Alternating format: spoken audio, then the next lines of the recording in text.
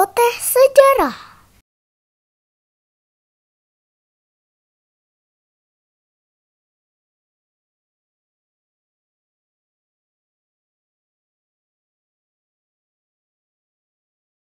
Sejarah Konstantinopel sangatlah panjang, bermula dari kebangkitan Kekaisaran Romawi yang menurut legenda didirikan oleh saudara kembar Romulus dan Remus pada tahun 753 sebelum Masehi. Kekaisaran ini terus berkembang hingga pada puncaknya tahun 98 Masehi di bawah Kekaisaran Trajan. Kekaisaran Romawi mencakup hampir seluruh dataran Eropa dan sebagian Inggris, mengelilingi Laut Mediterania dan pesisir pantainya di bagian utara Afrika, Levant, dan Anatolia.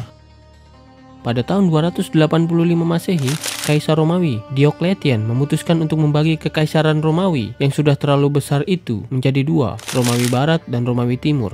Namun, sepanjang rentang kurang lebih 100 tahun kemudian, pemisahan ini tak benar-benar terjadi hingga akhirnya pada tahun 395 Masehi, Kekaisaran Romawi terpisah secara permanen di mana Romawi Barat berpusat di Roma dan Romawi Timur berpusat di Konstantinopel.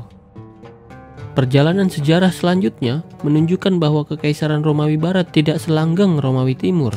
Pada tahun 476 Masehi, pusat kota Roma diserbu dan dijarah oleh bangsa Jerman yang dahulu mereka sebut sebagai bangsa barbar. Kejatuhan Romawi Barat menandakan dimulainya era kelam bangsa Eropa atau yang disebut dengan The Dark Age. Suatu era di mana bermunculan kerajaan-kerajaan yang memiliki kualitas budaya yang rendah, minim ilmu pengetahuan, bersifat barbar, dan saling berperang satu sama lain. Kejatuhan Romawi Barat menyisakan Romawi Timur yang saat itu sudah berganti nama menjadi Bizantium. Di saat Eropa Barat sedang memasuki masa kegelapan, dunia Timur dikuasai oleh dua kekuatan adik kuasa, yaitu Kekaisaran Bizantium dan Kekaisaran Persia. Di saat inilah lahir Nabi Muhammad SAW yang membawa ajaran Islam di daerah Hejaz yang kemudian menyebar dan menjadi kekuatan baru di dunia Timur saat itu. Ajaran Islam menggantikan ajaran mayoritas Zoroastrianisme di Persia dan paganisme di Mesir ketika kedua area tersebut ditaklukkan. Sementara itu, Anatolia yang masih merupakan bagian dari Bizantium memiliki penduduk mayoritas Kristen hingga kebangkitan Kesultanan Turki Seljuk yang berhasil merebut sebagian besar wilayah Anatolia dari Bizantium antara tahun 1070 hingga tahun 1093 dan membuat mayoritas penduduknya menjadi Muslim. Namun, Kesultanan Seljuk tumbang di Anatolia pada tahun 1094 dan menjadikan daerah itu kerajaan-kerajaan kecil. Pada tahun 1179, bangsa Turki sekali lagi mendominasi Anatolia seiring berdirinya Kesultanan Rum. Kemunculan Genghis Khan dan bangsa Mongol ikut ambil bagian dalam sejarah perjalanan panjang daerah Anatolia ini. Orang-orang Mongol yang berambut gondrong dan penyembah langit itu merangsek turun ke dunia Islam dengan keganasan yang luar biasa. Pada tahun 1221, Kekaisaran Mongol telah menguasai seluruh daratan Persia. Gelombang pengungsian besar-besaran menuju Anatolia tak terbendung. Seketika daerah itu menjadi kancah pertemuan takdir dari berbagai etnis, yaitu Yunani, Turki, Persia, Armenia, Afgan, dan Georgia. Keadaan Anatolia semakin kacau balau ketika pada 1243 akhirnya Kekaisaran Mongol menaklukkan Kesultanan Rum. Sekali lagi Anatolia terpecah belah menjadi kerajaan-kerajaan kecil yang disebut Beylik di bawah kekuasaan Mongol. Suku-suku pengembara Turki banyak yang bermigrasi ke arah barat, sementara yang lain berperang satu sama lain. Anatolia berubah menjadi daerah yang rawan kriminal dan penjarahan. Tiba-tiba tinggallah satu suku kecil yang tak terlalu berpengaruh, yaitu suku Osman. Tak ada yang tahu pasti tentang asal-usul suku ini. Mereka tiba-tiba muncul pada tahun 1280 di antara orang-orang Turki pengelana yang tinggal di tenda-tenda dengan api unggun. Namun, perjalanan sejarah membuat mereka berbeda ketika berhasil mendirikan sebuah kerajaan besar. Seiring dengan melemahnya kekuasaan Mongol, pada tahun 1299 Osman Gazi mendirikan Kesultanan Utsmaniyah atau Kesultanan Ottoman di Provinsi Bilecik, Turki dan menjadikannya Sultan Turki Ottoman pertama bergelar Osman I. Letaknya yang berhadapan langsung dengan Konstantinopel membuat kesultanan ini menjadi magnet tersendiri. Banyak orang-orang Turki pengelana, pengungsi, dan para ksatria yang terkenal dengan sebutan Gazi ingin mengadu nasib di bawah kekuasaannya. Pada tahun 1302, Osman I memenangkan pertempuran pertamanya melawan Bizantium. Kemenangan ini membuat namanya semakin melambung dan semakin menarik banyak pengikut. Satu persatu kekuasaan Bizantium di Anatolia jatuh ke tangan Kesultanan Ottoman. Pada tahun 1326, Osman I mangkat dan digantikan anaknya Orhan. Ia meneruskan ekspedisi sang ayah. Pada tahun itu juga mereka menaklukkan Bursa. 5 tahun setelahnya, Nikaya mengalami nasib serupa. Lalu menyusul Nikomedia pada 1337. Pada 1354, di bawah komando Sulaiman Pasha, anak dari Sultan Orhan, untuk pertama kalinya Turki Ottoman melebarkan kekuasaan mereka menyeberangi Laut Marmara ketika mereka berhasil menaklukkan Gallipoli. Dari situ kekuasaan Ottoman terus meluas. Hingga tahun 1432, daerah kekuasaan Ottoman telah merangsek masuk ke wilayah Eropa Timur di Serbia dan sebagian wilayah Hungaria. Saat itu Kesultanan Ottoman dipimpin oleh Sultan Murad II. Pada tahun itu juga, sang sultan yang berusia 28 tahun itu sedang menunggu berita di istana kerajaannya di Edirne tentang kelahiran anaknya. Hatinya gelisah dan gundah gulana. Ia lalu menenangkan diri dengan membaca ayat suci Al-Quran. Tak lama setelah itu, seorang petugas datang membawa kabar tentang kelahiran anaknya yang berjenis kelamin laki-laki itu. Ia menamakannya Mehmet, sebuah kata yang merupakan turkinisasi dari kata Muhammad. Mehmet bukanlah anak satu-satunya dari Sultan Murad II. Ia memiliki 2 saudara tiri yang lebih tua, yaitu Ahmed dan Ali. Mehmet juga bukan anak kesayangan Sultan Murad, sehingga kemungkinannya menjadi penerus Kesultanan Ottoman sangatlah kecil. Namun takdir berkata lain. 2 kakak tirinya meninggal sebelum waktunya, sehingga menjadikan Mehmet satu-satunya yang tersisa sebagai penerus tahta Kesultanan Ottoman. Sebagai pewaris tahta satu-satunya, Sultan Murad II ingin memastikan Mehmet mendapatkan pendidikan yang mencukupi sebagai bekal ketika kelak dirinya naik tahta menjadi sultan.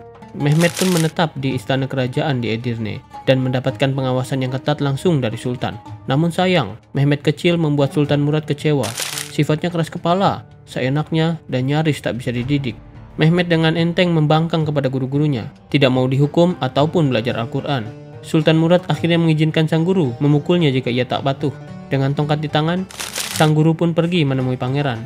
Ia berkata, "Ayahanda tuanku mengirim saya untuk mengajari Anda dan menyuruh saya untuk memukul jika Anda tak patuh." Mehmet langsung tertawa mendengar ancaman itu, dan saat itulah gurunya mulai memukul. Hal itu membuat Mehmet kecil mulai patuh dan mau belajar. Mehmet mulai mencerna isi Al-Quran, lalu memperluas pengetahuannya. Bocah ini memperlihatkan kecerdasan yang luar biasa dibarengi kemauan keras untuk berhasil. Ia fasih berbahasa Turki, Arab, Persia, dan Yunani, serta menguasai ilmu sejarah, geografi, sains, dan sastra dengan baik. Satu pribadi yang luar biasa pun akhirnya tumbuh. Pada tahun 1444, Sultan Murad II yang ingin fokus beribadah menunjuk Mehmet untuk menggantikannya sebagai sultan. Kala itu Mehmet berusia 12 tahun, namun baru 2 tahun berkuasa, terjadi pemberontakan tentara Janissary, sebutan tentara elit khusus Kesultanan Ottoman. Mehmet yang merasa belum cukup pengalaman meminta ayahnya kembali menjadi sultan. Sultan Murad pun kembali naik tahta dan menumpas pemberontakan. Ia memerintah hingga wafat pada 1451. Ketika Sultan Murad II wafat, Mehmet yang resmi bergelar Sultan Mehmet II baru berusia 19 tahun. Di masa-masa awal pemerintahannya, ia dihadapkan dengan pemberontakan di sebelah barat Anatolia yang terindikasi kuat didukung oleh Kekaisaran Bizantium. Dengan cepat Sultan Mehmet menumpasnya. Namun tak lama setelah itu terjadi protes dari pasukan elit Janissary yang menuntut kenaikan upah. Ia pun menuruti tuntutan tersebut. Tapi setelahnya dengan cerdas ia merombak habis struktur pasukan elit tersebut dan menggantinya dengan orang-orang yang hanya setia kepada Sultan. Di tahun-tahun terakhir sebelum kejatuhannya, Konstantinopel adalah kota yang nyaris bangkrut. Kondisi memprihatinkan itu adalah warisan dari banyaknya peristiwa buruk di masa lalu antara tahun 1300 hingga 1400. Pada tahun 1347, ketika wabah hitam atau Black Death melanda dunia hingga menewaskan sekitar 200 juta jiwa, Konstantinopel adalah kota di Eropa pertama yang mengalami wabah tersebut. Akibatnya, jumlah penduduk menurun drastis hingga tak lebih dari 100.000 orang.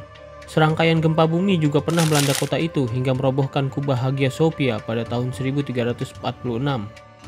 Kondisi ini diperparah dengan perseteruan internal kerajaan dalam memperebutkan tahta. Pada pelantikan Kaisar John IV Kantakouzenos tahun 1347, para tamu melihat mahkotanya terbuat dari kaca, sementara hidangan disuguhkan dari cawan-cawan tanah liat dan timah. Nampan-nampan emas telah dijual untuk membiayai perang saudara.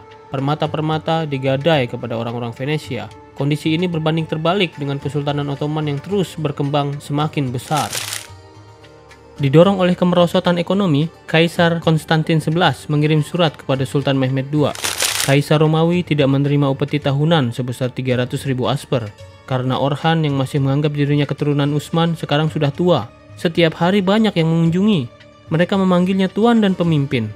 Dia sendiri tidak punya apa-apa untuk menggaji para pengikutnya, sehingga dia meminta bantuan Kaisar.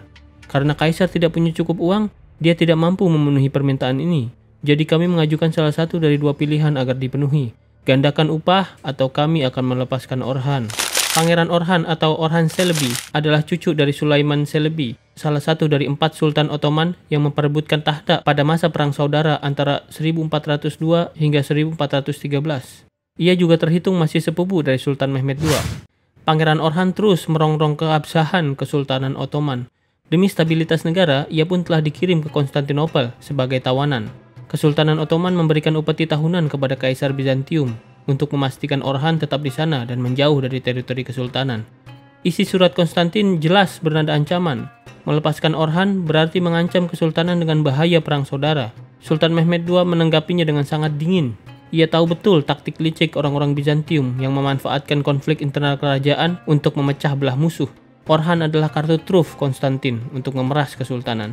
Didorong kemerosotan ekonomi, ia pun memutuskan untuk memainkannya. Namun langkah tersebut terbukti fatal. Sang sultan muda semakin bulat tekadnya untuk menaklukkan Konstantinopel. Sultan Mehmed lalu menanggapi ancaman itu dengan menyita upeti tahunan yang seharusnya diberikan kepada Bizantium untuk menahan Orhan. Tampaknya Sultan sudah tak peduli lagi dengan ancaman Kaisar Konstantin. Manuver Sultan Mehmed selanjutnya adalah dengan membangun benteng baru, Rumeli Hisari, di tepian Selat Bosporus di teritorial Bizantium. Benteng itu ia pakai sebagai pos pemungut pajak bagi kapal-kapal relasi dagang Konstantinopel yang datang dari Laut Hitam. Sultan Mehmed sadar betul Selat Bosporus sangat penting. Tak mungkin menguasai kerajaan di dua benua tanpa menguasai selat itu. Kaisar Konstantin pun mengirim utusannya membawa surat protes.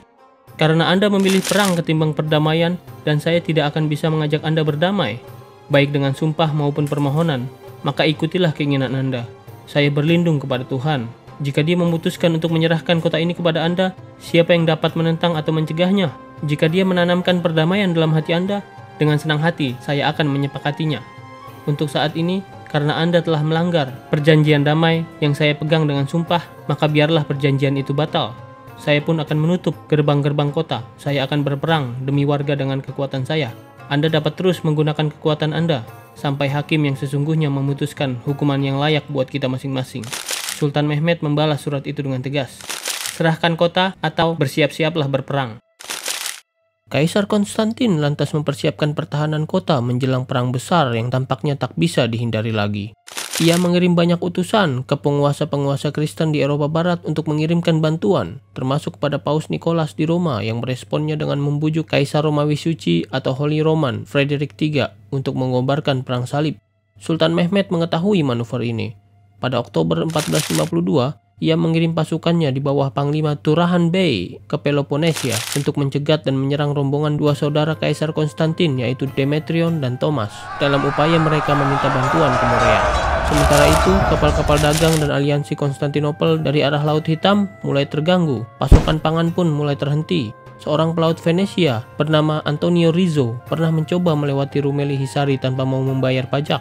Ia memanfaatkan arus laut Bosporus yang kuat untuk dengan cepat dan sedikit keberuntungan terhindar dari meriam pos penjagaan Ottoman, namun gagal total. Kapalnya hancur dan tenggelam. Suatu hari pada tahun 1452, seorang ahli meriam asal Hungaria bernama Orban datang ke Konstantinopel dan menawarkan diri membuatkan meriam untuk keperluan pertahanan kota itu.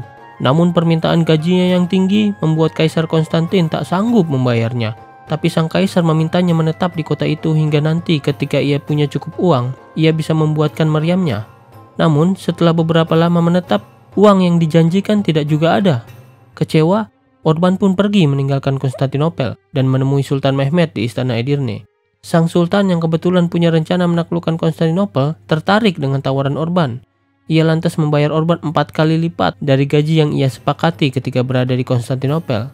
Dalam 3 bulan, Orban menyelesaikan sebuah meriam terbesar yang belum pernah ada sebelumnya. Mereka menyebutnya Basilic Cannon. Pada Jumat 23 Maret 1453, Sultan Mehmed berangkat dari Edirne dengan seluruh pasukannya. Mereka tiba di depan kota Konstantinopel pada awal April dan bertepatan dengan perayaan Minggu Paskah.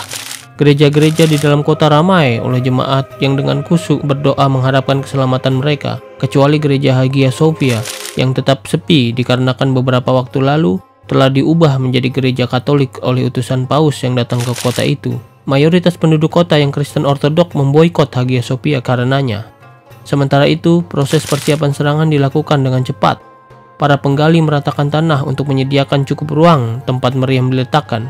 Sebelum penyerangan, sebagaimana tradisi pengepungan pada umumnya, Sultan Mehmed II mengirimkan pesan kepada Kaisar Konstantin untuk menyerah dengan damai. Namun tawaran itu ditolak mentah-mentah. Dari semua usaha yang dilakukan Kaisar Konstantin untuk mendapatkan bantuan militer dari aliansi kerajaan-kerajaan Kristen di Eropa, yang datang hanyalah seorang kesatria Genoa bernama Giovanni Giustiniani dengan 1000 pasukan yang ia bawa. Ia datang dengan biaya dan inisiatif sendiri. Kaisar Konstantin menunjuknya menjadi panglima yang mengawal pertahanan tembok di barat. Sementara itu, untuk melindungi kota dari serangan lewat perairan, Kaisar Konstantin memerintahkan pemasangan rantai yang membentang sepanjang setengah kilometer dari Konstantinopel ke kota Galata. Selama pengepungan, rantai itu dijaga oleh kapal-kapal Venesia untuk memastikan pasukan Ottoman tak bisa masuk ke perairan Golden Horn. Berdasarkan perkiraan, Kesultanan Ottoman membawa 100.000 pasukan yang terdiri dari 8.000 pasukan Janissary, 10.000 pasukan reguler, dan sisanya pasukan non-reguler dan kavaleri. Selain itu, terdapat juga satu meriam super Basilika Cannon, satu meriam sedang, dan 67 meriam standar, sehingga total ada 69 meriam. Di laut, Sultan Mehmed II memiliki 126 kapal-kapal kecil berjenis Bireme. Sementara di kubu lawan, Kaisar Konstantin memiliki 8.000 pasukan reguler, yang 500 diantaranya adalah pasukan pengikut Pangeran Orhan, 15 meriam, dan 30.000 sukarelawan yang tak punya keahlian militer dan hanya bermodal tameng, pedang, dan baju besi. Sementara di laut, Kaisar Konstantin memiliki 26 kapal yang diantaranya adalah kapal-kapal besar milik aliansi dari Genoa dan Venesia berjenis karak. Dari peta kekuatan ini, jelaslah bahwa perang face to face alias saling berhadap-hadapan langsung bukanlah pilihan bagi Kaisar Konstantin. Praktis, nasib kota hanya ditentukan oleh kekuatan tembok Konstantinopel. Jikalau itu runtuh, maka artinya tak lain dan tak bukan adalah kekalahan. Pasukan Islam bukan kali pertama ini mencoba menaklukkan Konstantinopel. Total sudah 7 kali percobaan dilakukan, 4 kali oleh dinasti Umayyah dan 3 kali oleh para pendahulu Sultan Mehmed II. Kehebatan dinding Konstantinopel yang sejauh ini belum pernah runtuh bisa dilihat dari strukturnya yang terdiri dari 3 lapis. Metode lain untuk menghindari dinding adalah dengan menggali terowongan. Namun dengan deteksi sederhana menggunakan sebaskom air, penjaga di dalam kota tahu kalau ada upaya penggalian. Mereka lantas membuat lubang, menyiramkan minyak dan membakar lubang tersebut. Satu-satunya cara hanyalah meruntuhkan dinding. Kini Sultan Mehmed berdiri di depan kota itu. Untuk yang ke-8 kalinya, pasukan Islam mencoba peruntungannya kembali menaklukkan kota tersebut. 6 April 1453, meriam pertama ditembakkan. Ini adalah meriam-meriam kecil yang lebih dulu sampai.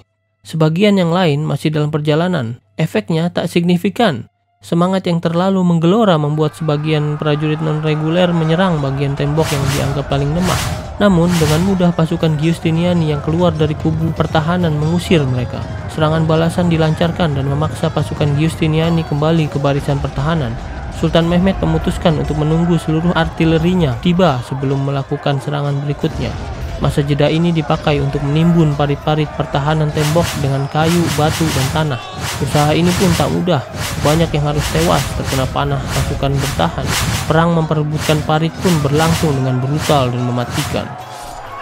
Pada 12 April, seluruh meriam telah sampai. Mereka berjejer dengan rapi sepanjang 4 mil. Serangan meriam terbesar yang pernah terjadi kala itu pun dimulai.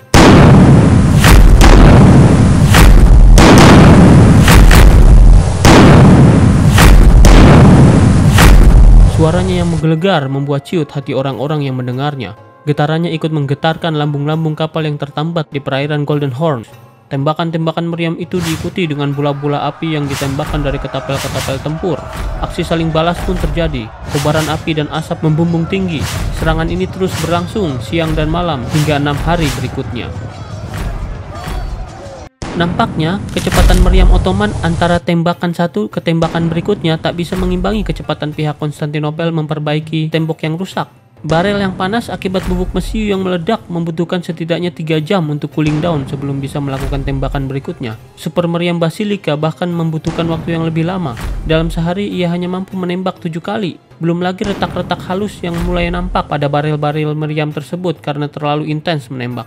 Hal ini menambah kekhawatiran Orban. Walhasil, setelah 40 hari dibombardir, tembok Konstantinopel masih tetap tegak berdiri. Hal ini membuat moral pasukan turun, bahkan mulai putus asa. Satu-satunya cara adalah menambahkan frekuensi tembakan meriam agar tembok bisa runtuh secara progresif sebelum sempat pulih diperbaiki. Namun baril-baril meriam itu tak bisa dipaksakan, resikonya malah hancur dan tak bisa dipergunakan lagi. Atau cara lain adalah dengan menurunkan kecepatan pasukan Konstantin memperbaiki tembok tersebut. Cara ini bisa dilakukan jika kekuatan pertahanan mereka teralihkan ke posisi yang lain. Posisi itu tidak lain dan tidak bukan adalah perairan Golden Horn. Namun sayang, setelah 40 hari, kapal-kapal Sultan Mehmed pun belum bisa menembusnya dikarenakan rantai itu. Sang Sultan yang sudah tak sabar akhirnya memaksa Orban untuk menembakkan meriam Super Basilika itu saat kondisinya masih panas. Orban yang tak mau kena murka Sultan akhirnya menuruti dan meminta semua orang menjauh. Ia tahu resiko bahaya yang bakal terjadi. Benar saja, ketika api disulut ke sumbu mesiu, meriam fenomenal itu meledak dan hancur berkeping-keping. Pecahannya menewaskan orang-orang di dekatnya termasuk Orban. Pada malam 18 April, Sultan Mehmed menilai aksi bombardir dengan meriam sudah cukup. Ia memutuskan melakukan serangan penuh dengan semua tentaranya. Pasukan infanteri, pemanah, penombak, serta prajurit pengawal berbondong-bondong menyeberangi parit dan mencoba menaiki dinding dengan tangga-tangga. Pertempuran jarak dekat dan berdarah pun tak terhindarkan. Aksi saling tebas itu berlangsung hingga 4 jam. Pertahanan tembok yang dikawal Giustiniani berhasil menghalau pasukan Ottoman. Mereka pun kembali mundur ke tenda-tenda. Sementara itu, pertempuran di laut dalam memperebutkan rantai penghalang tak kalah sengit. Namun kapal-kapal Ottoman kalah besar dengan kapal-kapal penjaga rantai itu. Usaha mereka menembakkan meriam-meriam kecil dari kapal-kapal kecil mereka tak berhasil. Sebaliknya, dengan keuntungan ukuran kapal yang lebih besar, pihak bertahan sanggup melontarkan bola-bola api yang mencapai dek kapal-kapal Ottoman dan mengakibatkan kerusakan parah. Mereka pun mundur. Dalam situasi yang nampaknya seperti jalan buntu itu, Sultan Mehmed menemukan ide yang menurut banyak orang hampir tak masuk akal. Pada 21 April menjelang matahari terbenam, ia memerintahkan pasukannya membuka jalan dari Selat Bosporus ke atas Bukit Galata, lalu turun ke perairan Golden Horn dengan batang-batang kayu yang diolesi minyak. Lalu ia memerintahkan pasukannya memindahkan kapal-kapal mereka melewati lereng curam setinggi 60 meter dengan kemiringan 8 derajat sejauh 2 km melalui jalan tersebut. Ide yang awalnya dianggap gila itu ternyata berhasil. Dalam semalam, 72 kapal Ottoman telah berpindah ke perairan Golden Horn. Pasukan Kaisar Konstantin dibuat terbelalak keesokan harinya oleh pasukan Sultan Mehmed yang telah berada di perairan Golden Horn. Ada fenomena yang unik ketika kapal-kapal Sultan Mehmed yang fenomenal itu menyeberangi bukit. Jarak antara dinding kota Galata dan bukit tersebut tak terlalu jauh. Galata adalah kota koloni Genoa bangsa Italia. Kebanyakan dari mereka adalah pelaut-pelaut saudagar yang punya kepentingan dagang baik dengan Ottoman maupun Konstantinopel. Selama pengepungan, secara resmi mereka bersikap netral. Tapi kenyataan bahwa mayoritas penduduknya adalah Kristen. Ada kemungkinan mereka punya kecenderungan membantu saudara seagama mereka di Konstantinopel. Terlebih, Giustiniani yang saat itu berada di garis depan mengawal dinding Konstantinopel adalah orang Genoa. Namun, hingga fajar menyingsing, tak ada satupun berita yang sampai ke kota menyampaikan apa yang sedang diperbuat Sultan Mehmed sepanjang malam. Mungkin penduduk kota benar-benar terlelap dan tak menyadarinya. Atau mereka sebenarnya tahu tapi tak peduli demi menjaga netralitas mereka. Yang jelas, keesokan harinya, penduduk kota itu sama kagetnya dengan penduduk Konstantinopel. Jebolnya pertahanan Golden Horn tidak serta-merta mengakhiri pengepungan. Rapat darurat digelar Kaisar Konstantin dan sekutunya orang-orang Venesia untuk memecahkan masalah tersebut. Dua opsi diusulkan, menyerang lewat darat untuk menghancurkan meriam-meriam Ottoman di pantai lalu disusul dengan serangan laut, atau langsung dengan serangan laut lewat operasi senyap. Perdebatan sengit terjadi. Voting pun dilakukan, dan opsi kedua pun dipilih. Beberapa pelaut Genoa dari kota Galata ikut terlibat sehingga melanggar netralitas mereka. Menjelang subuh tanggal 28 April, kapal-kapal orang Italia ini keluar dari balik tembok laut kota Galata. Bola-bola api dilontarkan ke arah kapal-kapal Ottoman. Satu kapal terbakar dan langsung tenggelam. Keheningan subuh pun pecah seketika. Tembakan meriam balasan dari kapal-kapal Ottoman bersahut-sahutan. Pertempuran laut jarak dekat dengan area yang sangat sempit ini sungguh brutal. Lontaran bola-bola api dan panah-panah yang tak terhitung jumlahnya berseliweran menerangi langit Golden Horn. Pertempuran sengit itu berlangsung selama 1,5 jam. Akhirnya kapal-kapal Ottoman berhasil mengusir kapal-kapal Italia itu. 2 kapal Italia tenggelam dan 1 rusak parah. 90 pelaut tewas. Di pihak Ottoman, 1 kapal tenggelam bersama prajurit di dalamnya. Pasukan Ottoman merayakan kemenangan kecil mereka. Seketika itu, kebesaran armada laut Italia yang terkenal gagah di laut itu pun runtuh.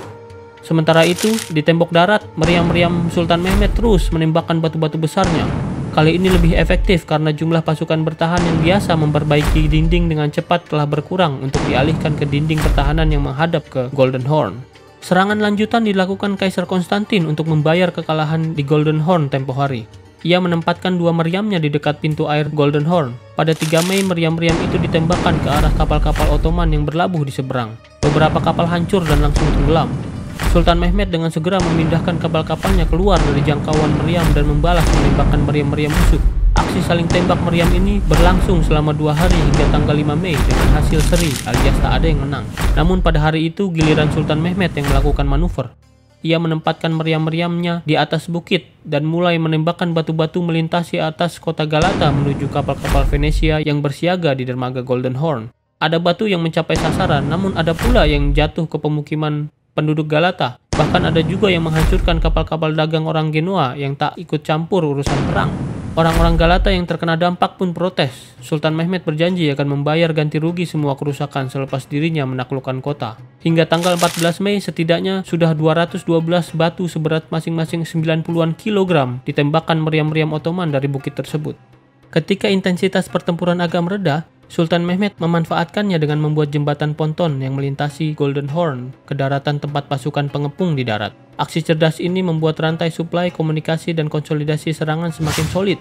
Sebaliknya, di kubu bertahan, persediaan pangan semakin menipis. Sejak Golden Horn jatuh ke tangan Ottoman, pasokan pangan semakin sulit. Dalam situasi yang kacau ini, Giustiniani menyarankan Kaisar Konstantin untuk pergi ke Peloponnesia dan mengkonsolidasikan kekuatan di sana untuk melakukan serangan balasan. Ia menawarkan kapalnya untuk dipakai.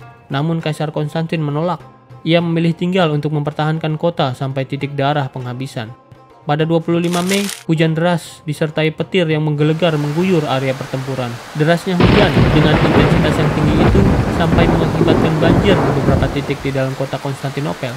Orang-orang mulai merasakan pertanda buruk akan nasib akhir dari kota mereka. Keesokan harinya, beberapa pelaut Venesia diam-diam meninggalkan kota. Orang-orang kaya yang banyak uang pun ikut meninggalkan kota dengan kapal-kapal itu.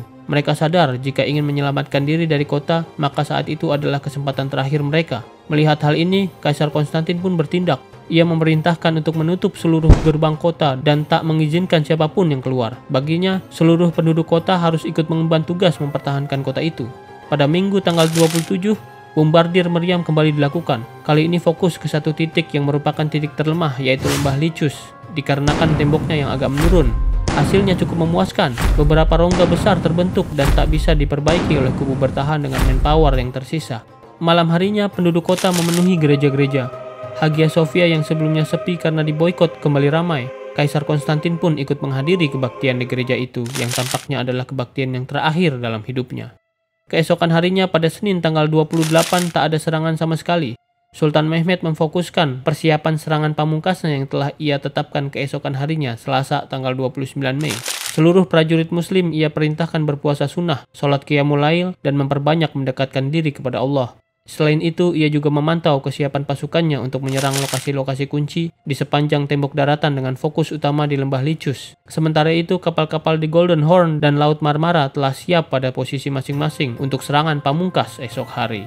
Pada pagi dini hari tanggal 29 Mei 1453, Sultan Mehmed bersiap melakukan serangan pamungkasnya. Semua meriam yang tersisa disiagakan. Sudah ada 9 rongga besar pada dinding luar di sekitar Lembah Lichus berkat gempuran meriam-meriam Ottoman selama 47 hari sebelumnya. Tak kurang dari 5.000 tembakan telah dilesakkan dari meriam-meriam tersebut.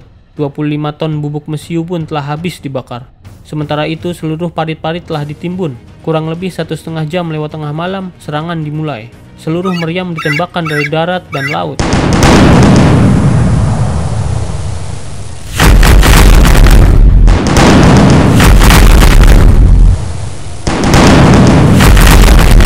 Lalu disusul dengan serangan darat. Pasukan Ottoman membawa tangga-tangga untuk berusaha menaiki tembok. Pasukan bertahan pun sudah siap dengan minyak, api, dan panah. Ketika tangga-tangga mulai menyentuh tembok, pasukan bertahan yang dikawal Giustiniani terus berusaha merobohkannya. Pertarungan jarak dekat pun tak terhindarkan. Pasukan Ottoman terus berdesakan naik ke atas. Pergumulan ini berlangsung hingga menjelang subuh. Pihak bertahan berhasil menghalau mundur pasukan Ottoman. Sementara di Laut Marmara, kapal-kapal Ottoman tak sanggup berlabuh di dekat tembok dikarenakan arus laut yang sangat deras. Di sisi Golden Horn, prajurit Ottoman berhamburan turun dari kapal yang telah menepi dan berusaha menaiki tembok namun berhasil dihalau. Meriam-meriam Ottoman sekali lagi menggelegar. Peluru-peluru batu itu kemudian menghantam tembok-tembok yang sudah semakin tak berdaya. Akhirnya sebelum matahari sempat menyembul di ufuk timur, tembok itu berlubang dengan ukuran yang cukup besar. Melihat hal tersebut, Sultan Mehmed langsung membakar semangat pasukannya untuk menyerbu masuk. Pakik takbir pun menggema di sepanjang tembok luar. Semangat jihad pasukan beriman pun semakin berkobar.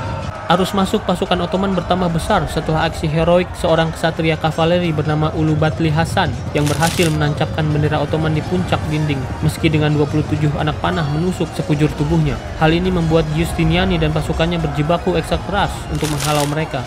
Pertempuran sengit itu pun akhirnya mengantarkan komandan penjaga tembok yang gagah asal Genoa itu ke titik nadir kekuatan fisiknya. Dengan luka anak panah di kaki kiri, panah crossbow di dada, dan sabetan pedang di pinggang, ia pun roboh. Dengan dipapah 2 orang pasukannya, ia meminta izin kepada kaisar untuk kembali ke kapalnya guna mendapatkan perawatan. Ia berjanji akan kembali lagi setelah agak pulih. Melihat komandannya sekarat, Kaisar Konstantin sebenarnya iba. Namun ia sadar betul membuka gerbang belakang kota sangat berisiko mengundang arus orang keluar untuk melarikan diri. Ia lantas memohon kepada Giustiniani untuk bertahan dan beristirahat di dalam kota sampai situasi mereda dulu. Giustiniani bersikeras dengan permintaannya. Akhirnya, Kaisar Konstantin memberikan kunci gerbang itu kepadanya. Tindakan tersebut ternyata benar-benar membawa malapetaka bagi mereka. Beberapa prajurit yang berada di tembok melihat hal tersebut dengan spontan ikut melarikan diri mengejar komandannya, lalu diikuti dengan pasukan-pasukan yang lain. Dengan cepat terjadilah kepanikan dari para pasukan yang melarikan diri. Kaisar Konstantin yang melihat kekacauan itu segera bertindak. Ia dan para pengawal pribadinya mencoba mencegah mereka meninggalkan lubang tembok yang menganga dan ikut menerjang ke medan pertempuran di depan lubang dinding tersebut. Namun semuanya sudah terlambat. Gelombang masuk pasukan Ottoman tak terbendung. Dalam waktu 15 menit, 30.000 pasukan Ottoman telah berhasil merangsek masuk melewati dinding. Sayup-sayup suara itu pun pecah. Lama-kelamaan semakin keras, hingga akhirnya terdengar di seluruh kota. Suara itu menggema, kota telah jatuh. Di antara mayat-mayat yang bergelimpangan, mereka tak menemukan jasad sang kaisar, tapi ahli sejarah yakin ia telah tewas bersama pasukannya. Mungkin saja ia bertempur dengan memakai baju prajurit biasa sehingga tak ada orang yang mengenalinya. Sementara itu, ksatria Turki Ulubatli Hasan syahid sesaat setelah berhasil menancapkan bendera Ottoman di atas dinding. Sedangkan Giovanni Giustiniani meninggal 3 hari kemudian pada 1 Juni 1453 akibat luka parah yang ia derita. Jasadnya dibawa pulang ke Chios, Genoa oleh pasukannya yang masih hidup. Dengan jatuhnya Konstantinopel, maka berakhirlah perjalanan panjang kekaisaran Bizantium yang telah bertahan selama 1058 tahun.